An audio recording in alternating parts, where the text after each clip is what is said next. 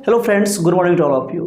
आज की इस वीडियो में हम लोग बात करेंगे क्या मुख्य रूप से फ्रेज को लेकर के। ये जो फ्रेज की जो क्वेश्चन होते हैं, आपका जो KVS हो गया, DSSB हो गया, NVS हो गया, और भी जो टीचिंग एग्जाम होते हैं उसमें जो क्वेश्चन पूछे जाते हैं फ्रेज को लेकर के, तो मुख्य रूप से हम उसी को डिस्कस करने वाले हैं। चलिए सबसे पहले समझते हैं फ्रेज क्या होता है। अगर हम फ्रेज की बात करें तो फ्रेज क्या होता है, ग्रुप ऑफ वर्ड्स होता है। और साथ ही साथ ये देखेंगे कि इसमें जो होता है सब्जेक्ट और वर्ब का कॉम्बिनेशन नहीं होता है। इसमें सब्जेक्ट और वर्ब का कॉम्बिनेशन नहीं देखने को मिलेगा, उसी को हम लोग फ्रेज कहते हैं। अर्थात it does not give a meaningful sense. इसका मतलब ये हुआ कि मीनिंगफुल सेंस जनरेट नहीं करता। जैसे अगर हम बात करते हैं, जैसे एग्जाम्पल के तौर पर अगर हम देखें, अगर लिखें एट मथुरापुर, मान लीजिए एट मथुरापुर, तो इस एट मथुरापुर लिखे तो ये क्या देख रहे हैं यहाँ पे कि टू वर्ड्स का ग्रुप है। टू वर्ड्स का ग्रुप है, इसका मतलब क्या है, फ्रेज है। तो फ्रेज होने के लिए कम से कम मोर देन टू वर्ड्स चाहिए या टू वर्ड चाहिए। वन वर्ड से क्या होगा, फ्रेज नहीं बन सकता है। समझ में बात आया यहाँ तक? चलिए, तो यहाँ पे लिखा हुआ है एट मथुरापुर, तो ये क्या हुआ, फ्रेज हुआ। और ये पूरा मीनिंग तो कन्वे नहीं कर पा रहा है। जब ये पूरा मीनिंग कन्वे नहीं कर पा रहा है और इसमें सब्जेक्ट वर्ब का कहीं भी कोई कॉम्बिनेशन देखने को नहीं मिल रहा है, तो क्या कहलाएगा, आपका फ्रेज कहलाएगा। तो फ्रेज का कंसेप्ट क्लियर हो गया। और इससे प्रीवियस वीडियो में मैंने फ्रेज के लेकर, क्लॉज को लेकर, सेंटेंस को लेकर मैंने उसमें डिस्कस किया। अगर आपने उस वीडियो को नहीं देखा है तो आप इस वीडियो के डिस्क्रिप्शन में लिंक मिल जाएगा, और वहाँ से जाकर आप देख सकते हैं। अब समझते हैं हम लोग क्या है कि जो फ्रेज होती है इसके टाइप्स कौन कौन से होते हैं। टाइप्स की अगर हम बात करें तो इसमें मुख्य रूप से हम 6 टाइप्स को कवर करने वाले हैं। पहला टाइप्स की अगर हम बात करें तो नाउन फ्रेज हो गया, दूसरा एडजेक्टिव फ्रेज, तीसरा एडवर्ब फ्रेज, और चौथा प्रीपोजिशनल फ्रेज, और पांचवा इन्फिनिटिव फ्रेज, और चौथा पार्टिसिपल फ्रेज। इन तमाम तरह की जो 6 फ्रेज दिया हुआ है, इन 6 जो कि आपके प्रीवियस ईयर के क्वेश्चन को अगर देखा जाए तो उसके हिसाब से इन 6 से क्या होता है, क्वेश्चन देखने को मिलता है। तो इन 6 तरह के जो फ्रेज है उन पर हम डिस्कस करेंगे एक बाय एक, वन बाय वन करके। चलिए स्टार्ट करते हैं। अगर हम बात करें यहाँ पे नाउन फ्रेज की, तो नाउन फ्रेज की अगर हम बात करते हैं तो सबसे पहले समझें कि सेंटेंस में अगर कोई चीज़ सेंटेंस लिखा हुआ है तो कैसे फाइंड आउट करें कि सेंटेंस में ये जो ग्रुप ऑफ वर्ड्स जो है कि नाउन फ्रेज है, एडजेक्टिव फ्रेज है, एडवर्बियल फ्रेज है, या प्रीपोजिशनल फ्रेज है, या इन्फिनिटिव फ्रेज है, या पार्टिसिपल फ्रेज है। तो उसको पहचानने के लिए सबका अलग अलग अपना एक कुछ कंसेप्ट होता है। उस कंसेप्ट के माध्यम से उसको हम फाइंड आउट करते हैं कौन सा फ्रेज है। अगर हम बात करें नाउन फ्रेज की, तो नाउन फ्रेज को पहचानने के लिए क्या है कि दिए हुए क्लोज से अगर हम क्वेश्चन करते हैं वाट से, हूँ से, या होम से, ठीक है ना। इन तमाम तरह के वाट, हूँ, होम से अगर क्वेश्चन करते दिए हुए क्लोज से, तो उस क्लोज के से अगर क्वेश्चन करने का तो उसका जो आंसर जो आ रहा है, तो वह आंसर अगर फाइंड कर पा रहे हैं तो इसका मतलब उस सेंटेंस में क्या है, आपका नाउन फ्रेज है। ठीक है, आप समझते हैं क्लोज क्या होता है। आप कहिएगा मन में क्लोज क्या होता है, तो मैंने प्रीवियस वीडियो में क्लोज के बारे में डिटेल डिस्कस किया है। अगर आपने उस वीडियो को नहीं देखा है तो डिस्क्रिप्शन में लिंक मिल जाएगा, वहाँ से जाकर आप देख सकते हैं। लेकिन अगर हम बता दें यहाँ पे क्लोज क्या होता है, तो क्लोज क्या होता है कि सब्जेक्ट और वर्ब का एक क्या होता है, कम्बिनेशन होता है। उसमें एक सब्जेक्ट होता है, एक वर्ब होता है, उसको हम क्लोज कहते हैं। अगर हम यहाँ बात करते हैं कि नाउन फ्रेज के साथ साथ अब क्या होता है कि नाउन फ्रेज क्या होता है कि सेंटेंस में वो सब्जेक्ट और ऑब्जेक्ट की तरह कार्य करता है। या तो सब्जेक्ट के फॉर्म में होगा या तो ऑब्जेक्ट के फॉर्म में होगा। एंड देन उसके बाद हम बात करें तो ये सब्जेक्ट या जो ऑब्जेक्ट होगा, ये सब्जेक्ट ऑब्जेक्ट क्या होगा, नाउन होगा या प्रोनाउन होगा। ये जो नाउन या जो प्रोनाउन होगा यही क्या कहलाएगा, आपका नाउन फ्रेज कहलाएगा। समझ बात यहाँ तक आई? चलिए देन उसके बाद हम क्वेश्चन को देख लेते हैं। क्वेश्चन कहता है यहाँ पे I consider her my best friend लिखा हुआ है। तो यहाँ पे देखिए आई क्या है, सब्जेक्ट है, कंसीडर क्या है, वर्ब है। तो क्या बोले आए आपको कि क्लोज की विशेषता क्या होती है कि वो क्लोज जो हमारा होता है वो क्लोज होता है सब्जेक्ट और एक वर्ब के साथ होता है। तो यहाँ पे एक सब्जेक्ट हो गया, ये वर्ब हो गया, तो यहाँ से आई कंसीडर क्या हो गया, आपका एक क्लोज हो गया। ठीक है, अब यहाँ पे क्लोज हो गया तो इसका मतलब ये क्या है, आपका फ्रेज तो नहीं है। सिंपल सी बात है, फ्रेज तो नहीं है। अगर उसके बाद अगर हम बात करें हर माय बेस्ट फ्रेंड लिखा हुआ है, तो यहाँ पर देखिए my best friend two word का कम्बिनेशन है। जब टू वर्ड का कम्बिनेशन है तो यहाँ पे देख सकते हैं या हर माय बेस्ट फ्रेंड लिख सकते हैं। तो यहाँ पे क्या देख रहे हैं कि जो माय बेस्ट फ्रेंड लिखा हुआ है दो वर्ड का कम्बिनेशन। माय बेस्ट फ्रेंड क्या कुछ मीनिंग कन्वे कर पा रहा है अपने आप? नहीं कर रहा है। तो ये क्या है? फ्रेज है। अब कौन सा फ्रेज है? तो ये नाउन फ्रेज है कि नहीं, कैसे फाइंड करेंगे? तो यहाँ पे हम क्वेश्चन करेंगे, I consider my best friend home. I consider my best friend home, तो किसको मैं अपना बेस्ट फ्रेंड कंसीडर करता हूँ? होम। किसको? तो यहाँ पे क्या है कि यहाँ पे आ रहा है हर को, तो ये हर को कंसीडर कर रहा है, तो ये हर को क्वालिफाई कर रहा है कि नहीं कर रहा है? हर के नाउन के बारे में बात हो रहा है कि नहीं हो रहा है? तो ये क्या कहलाएगा आपका? यहाँ से माय बेस्ट फ्रेंड क्या कहलाएगा? हर माय बेस्ट फ्रेंड क्या कहलाएगा आपका? एक नाउन क्लॉज कहलाएगा। तो इस प्रकार से क्या देखिए हम कि जो क्लोज था मेरा उससे क्वेश्चन किए होम से, होम का जो आंसर आया यहाँ से माय बेस्ट फ्रेंड कौन? तो हर माय बेस्ट फ्रेंड है, तो हर का जो रिजल्ट आया आंसर आया ना, तो क्या कहलाया आपका? नाउन क्लोज कहलाया। Sorry for that, noun phrase कहलाया यहाँ पे। देन उसके बाद अगर हम बात करें that barking dogs seldom bites, sorry for that the barking dogs होगा यहाँ पे, the barking dogs seldom bite is not quite true, यानी भौंकता हुआ कुत्ता कभी काटता नहीं है, या बिल्कुल सही बात नहीं है। तो यहाँ पे आपको क्या देख सकते हैं कि इन्वर्टेड कोमा के अंदर लिखा हुआ the barking dog seldom bite. तो जो इन्वर्टेड कोमा के अंदर लिखा हुआ है तो क्या है कि सब्जेक्ट की तरह काम करता है। तो अभी क्या समझा है आपको? तो सब्जेक्ट जो होता है आपका नाउन होता है या प्रोनाउन होता है। तो जब सब्जेक्ट की तरह काम करता है तो सब्जेक्ट के बाद हेल्पिंग वर्ब चाहिए। देखिए इज हेल्पिंग वर्ब आपका यहाँ पे आया, कोई वर्ब चाहिए। तो इस तरह से क्या समझे, the barking dog seldom bite, ये क्या आपका है? Noun phrase. क्या है आपका? है नाउन फ्रेज। समझ बात यहाँ तक आई? चलिए अगर हम नेक्स्ट देखें तो यहाँ पर देखिए क्वेश्चन अगला, तो नाउन फ्रेज समझें। अब उसके बाद समझते हैं एडजेक्टिव फ्रेज क्या होता है।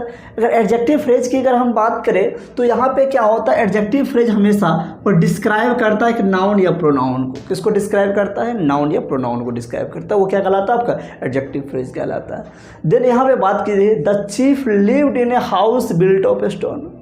तो यहाँ पे चीफ क्या कर रहे हैं? रह रहे हैं। किस घर में रह रहे हैं? एक घर में रह रहे हैं जो बिल्ड है किससे? स्टोन से बिल्ड है। तो यहाँ पे देखने से क्या पता चल रहा है, जो चीफ लिखा हुआ द चीफ क्या है आपका? एक सब्जेक्ट है, ठीक है यहाँ तक में। और लिव्ड क्या है आपका? एक वर्ब है। तो यहाँ से क्या देख रहे हैं, यहाँ से यहाँ तक एक क्लोज हो गया, हुआ कि नहीं हुआ, है ना? तो ये फ्रेज तो हो नहीं सकता यहाँ पे। अब आगे बढ़ते हैं, in a house built of stone. तो अब कहिएगा यहाँ पे क्या इन ए हाउस, यहाँ भी तो क्या है आपका ये, यहाँ से इन ए हाउस जो लिखा हुआ है अगर हम बात करें तो इन ए हाउस क्या है? वो भी एक फ्रेज है, क्योंकि इसमें ना तो कोई सब्जेक्ट है ना कोई वर्ब है। अब अलग अलग हम देखें इसको, इनको, तो इन क्या है? एक प्रीपोजिशन है, एक क्या है? आर्टिकल है। हाउस क्या है? एक ऑब्जेक्ट की तरह यहाँ पे काम किया है, एक नाउन है कि नहीं? ये नाउन है। तो अलग अलग है, लेकिन हम क्या देख रहे हैं यहाँ पे? एडजेक्टिव फ्रेज को देख रहे हैं। तो अगर हम यहाँ पे बात करें बिल्ट ऑफ ए हाउस, तो ये हाउस के बारे में बात कर रहा है यहाँ पे। तो हाउस कैसा है? तो हाउस जो चीफ घर जिस घर में रहते हैं, वो जो हाउस है जिस हाउस में रहते हैं वो किससे बना हुआ है? तो स्टोन से बना हुआ है। तो यहाँ पे क्या देख रहे हैं? हाउस के बारे में बात हो रहा है। हाउस क्या हो गया? नाउन हो गया। जब नाउन के बारे में बात होता है तो क्या कहलाता है? एडजेक्टिव क्लॉज का, sorry for that, adjective phrase कहलाता है। क्या कहलाता है? एडजेक्टिव फ्रेज कहलाता है यहाँ पे। तो क्या हो जाएगा आपका? एडजेक्टिव फ्रेज हो जाएगा यहाँ से, समझे? तो यहाँ पे क्या हो गया? बिल्ट ऑफ स्टोन क्या हो गया? यहाँ पे एडजेक्टिव फ्रेज हो गया। अब समझे एडजेक्टिव फ्रेज क्या होता है। एंड देन उसके बाद समझते हैं एडवर्ब फ्रेज क्या होता है। अगर एडवर्ब फ्रेज की अगर हम बात करें तो उसमें क्या होता है? एडवर्ब फ्रेज क्वालिफाई करता है वर्ब को। किसको क्वालिफाई करता है जी? वर्ब को क्वालिफाई करता है। अगर हम बात करें यहाँ पे एग्जाम्पल के माध्यम से, it is raining cats and dog, कहा था इट इज़ रेनिंग, वर्षा हो रही है। कैसी हो रही है? Cats and dog. तो कैट्स एंड डॉग्स को देखने से आपको लगता होगा किसी नाउन के बारे में बात हो रहा है, कैट एंड डॉग, बट यहाँ एक फ्रेज इडियम से एक तरह से कह सकते हो। कैट्स एंड डॉग्स का मतलब होता है मूसलाधार बारिश होना, यानी हैवली रेनिंग होना, ठीक है ना? हैवी तो यहाँ पे क्या हो रहा है, रेनिंग तो हो रही है, कैसी हो रही है, बहुत ही हैवली रेनिंग हो रही है, हैवी रेनिंग हो रही है। तो यहाँ पे रेनी जो लिखा हुआ है, रेनी के बाद कैट्स एंड डॉग है, तो रेनी क्या है यहाँ पे, वर्ब है कि नहीं है, यहाँ पे वर्ब है। अब वर्ब को क्वालिफाई किया यहाँ पे, तो इसलिए क्या कहलाएगा, ये एडवर्बियल फ्रेज कहलाएगा।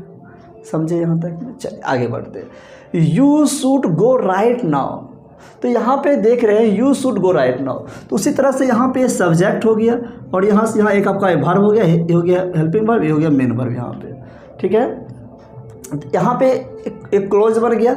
अब देखिए यहाँ से राइट नाउ, तो राइट नाउ क्या है कि अभी, ठीक है ना। तो राइट नाउ जो लिखा हुआ है क्या आपका एक क्लोज है। अब कौन सा क्लोज है, तो क्या कर रहा है, ये गो के बारे में बात कर रहा है। तो यू शुड गो, आपको जाना चाहिए, तो क्या करना चाहिए, तो जाना चाहिए। ये गो की बात कर रहा है, गो पर प्रेशर दे रहा है, तो गो के बारे में बात कर रहा है। और राइट नाउ अभी तुरंत जाना है आपको, तो गो के बारे में बात किया, तो इसीलिए कौन सा फ्रेज कहलाएगा आपको, एडवर्बियल फ्रेज कहलाएगा। यहाँ पे समझ में बात यहाँ तक पहुँच आई। आगे देखते हैं। और देखिए कुछ दो क्वेश्चन लिखा हुआ है।